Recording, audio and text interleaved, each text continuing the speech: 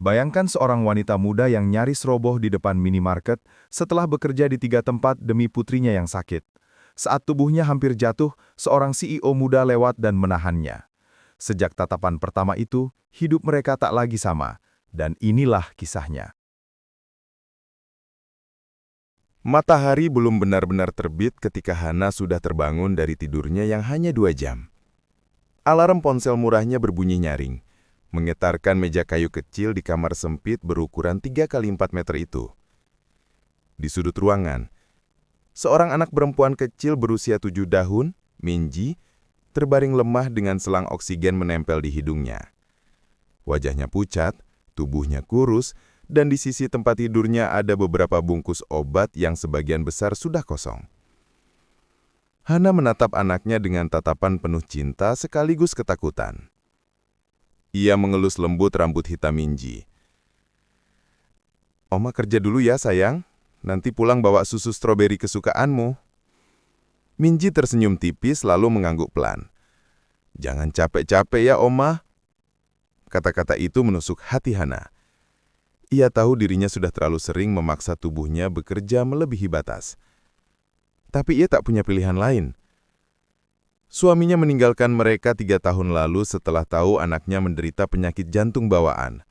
Sejak itu, Hana harus berjuang sendiri, mencuci piring di restoran pagi hari, membersihkan kantor siang hari, dan menjadi petugas kasir di minimarket malam hari. 3 pekerjaan, 1 harapan, agar putrinya bisa sembuh. Dengan cepat, Hana mengenakan jaket lusuhnya, mengunci pintu kamar dan berlari menuju halte bus. Udara pagi yang dingin membuat nafasnya terasa berat. Tapi pikirannya hanya satu, Minji. Saat sampai di restoran kecil tempatnya bekerja, aroma sup hangat dan minyak goreng langsung menyambutnya. "Hana, cepat! Ada tamu datang! Meja 2 belum bersih!" seru manajer dengan nada tinggi. Iya Pak," jawabnya tergesa mengambil kain lap dan berlari. Tangannya bergerak cepat membersihkan meja sementara peluh mulai membasahi pelipisnya meski hari baru saja dimulai. Di sela-sela itu, ia sempat menatap jam tangannya yang retak. Masih pukul 7 pagi. Ia harus bertahan di restoran sampai jam 11, lalu lanjut ke gedung perkantoran untuk membersihkan ruangan-ruangan di lantai 14 sampai 17. Setelah itu, malamnya baru bisa ke minimarket tempat ia menjaga kasir sampai dini hari. Hidupnya seperti roda tanpa jeda. Tapi ia terus berjalan karena jika berhenti, ia takut semuanya runtuh. Sore itu, di gedung perkantoran, Hana hampir jatuh saat sedang membawa ember berisi air kotor. Lantai licin dan tubuhnya sudah terlalu lemah. "Hei, hati-hati!" seru seseorang, tapi sudah terlambat. Air tumpah dan Hana terjatuh keras ke lantai. Semua mata pekerja yang masih lembur di ruangan menoleh. Salah satunya, pria tinggi dengan jas abu-abu elegan, berhenti di depan lift. Ia menatap Hana yang gemetar sambil berusaha berdiri. "Kamu tidak apa-apa?" Suara pria itu dalam dan tenang, namun ada nada khawatir. Hana menunduk dalam-dalam, malu. "Maaf Tuan, saya tidak apa-apa," ujarnya terbata. Ia buru-buru mengambil lap, menyeka air di lantai. "Kamu berdarah," ucap pria itu menunjuk luka kecil di siku Hana. Tapi wanita itu menggeleng. "Tidak apa-apa, saya harus lanjut. Kalau tidak selesai nanti dipotong gaji." Pria itu diam sejenak, memperhatikan wajah wanita yang pucat, mata yang sembab, dan tangan yang gemetar. Ada sesuatu yang menohok di dadanya, rasa iba yang jarang ia rasakan. Nama pria itu adalah Lee Jun, CEO muda dari perusahaan teknologi ternama, LensCorp. Ia biasanya dingin dan berjarak terhadap orang lain. Tapi entah kenapa pemandangan wanita itu membuat dadanya sesak. "Nama kamu siapa?" tanya Jun pelan. "Hana, Tuan." "Baik, Hana, tolong hubungi bagian HRD nanti, bilang Lee Jun yang suruh.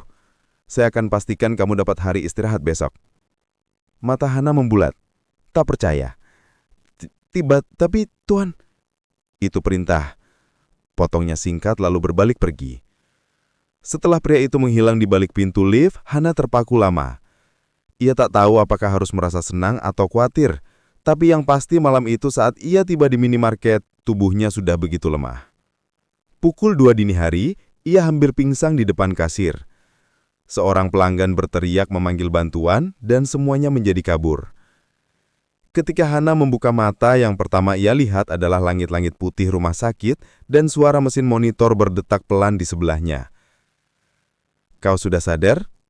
Suara itu datang dari kursi di samping ranjang. Hana menoleh perlahan dan nyaris tak percaya. Li Jun duduk di sana, mengenakan kemeja putih tanpa jas dengan wajah yang tampak lelahan. "Tuan Li, kenapa Anda di sini?" "Karena aku yang menemukanmu pingsan di depan minimarket dekat kantor." Jawab Jun datar tapi matanya lembut. "Dokter bilang kamu kelelahan parah dan kurang gizi. Apa kamu memang bekerja 3 tempat sekaligus?" Hana terdiam. Lidahnya keluh, tapi akhirnya ia mengangguk pelan. "Saya butuh uang untuk pengobatan anak saya, Tuan. Dia sakit jantung. Rumah sakit sudah menolak karena saya menunggak pembayaran." Suaranya pecah di akhir kalimat. Air mata menetes begitu saja. Li Jun menarik napas dalam lalu berdiri. "Kamu tidak perlu menjelaskan lagi. Aku akan bantu." Hana terperanjat.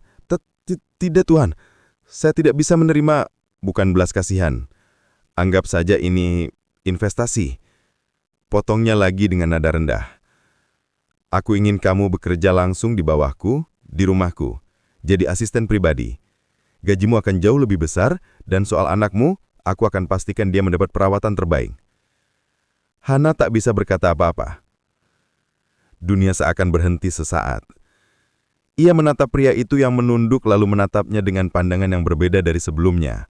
Bukan hanya belas kasihan, tapi juga janji yang tulus. "Kenapa Anda melakukan ini?" tanya Hana pelan. "Aku juga pernah kehilangan seseorang yang aku cintai karena aku terlalu sibuk dengan pekerjaanku. Aku tidak mau melihat seseorang mengalami hal yang sama." Seminggu kemudian, Hana mulai bekerja di rumah mewah Li Jun. Ia mengurus jadwal, menyiapkan sarapan, mengatur dokumen, bahkan sesekali menemani rapat online. Semua berjalan lancar, sampai Hana menyadari satu hal, wanita yang dulu membersihkan lantai kantor kini tinggal di rumah orang paling berkuasa di sana. Tapi tentu saja, tidak semua orang senang dengan kehadirannya. Enseo, sekretaris lama Jun yang diam-diam mencintainya, mulai merasa terancam. "Kamu pikir kamu siapa sampai bisa tinggal di rumah CEO?" ejek Enseo. "Aku hanya bekerja," jawab Hana tenang. "Jangan berpura-pura polos. Semua orang tahu cara perempuan seperti kamu memanfaatkan simpati pria kaya." Kata-kata itu membuat Hana terdiam. Tapi ia memilih tidak membalas. Malam itu ia pulang ke rumah sakit tempat Minji dirawat dan duduk lama di samping tempat tidur anaknya. "Omo baik-baik aja sayang, ada orang baik yang bantu kita," katanya sambil mengelus kepala Minji. Gadis kecil itu tersenyum kecil. "Aku mau cepat sembuh biar bisa main sama Oma terus." Hana menahan tangisnya. Tapi tak lama kemudian ia mendengar langkah kaki masuk ke ruangan. Li Jun membawa boneka besar putih. "Untuk Minji," katanya dengan senyum tipis. Anak kecil itu tertawa pelan memeluk boneka itu dengan bahagia. Pemandangan itu membuat hati Hana meleleh. Ia tak tahu sejak kapan perasaannya mulai berubah. Dari rasa syukur, menjadi sesuatu yang lebih hangat. Tapi kebahagiaan itu tak bertahan lama.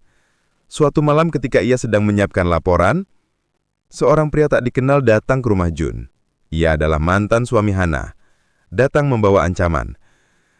"Kamu pikir bisa kabur dariku selamanya, Hana? Kamu tinggalkan aku dan bawa anak itu. Sekarang kamu hidup mewah dengan pria kaya ya? Pergi! Aku tidak punya urusan lagi denganmu!" seru Hana, tapi pria itu justru mendorongnya ke dinding. Saat itu juga, Jun muncul dari ruang kerja. Wajahnya gelap. "Lepaskan Lia," katanya dengan nada dingin.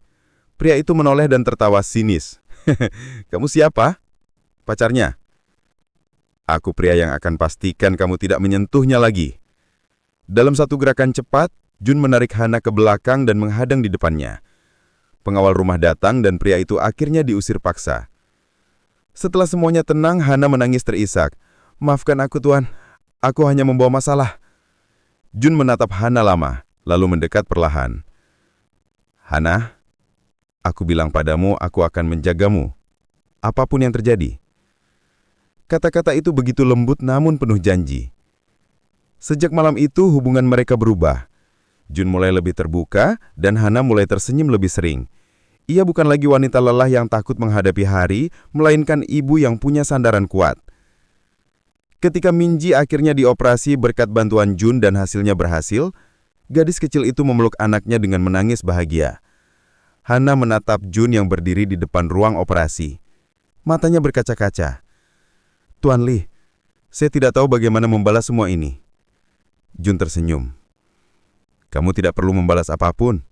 Aku sudah berjanji akan menjagamu dan Minji selamanya. Dan untuk pertama kalinya dalam hidupnya, Hana percaya bahwa keajaiban benar-benar bisa datang, bahkan untuk seseorang yang hampir kehilangan harapan.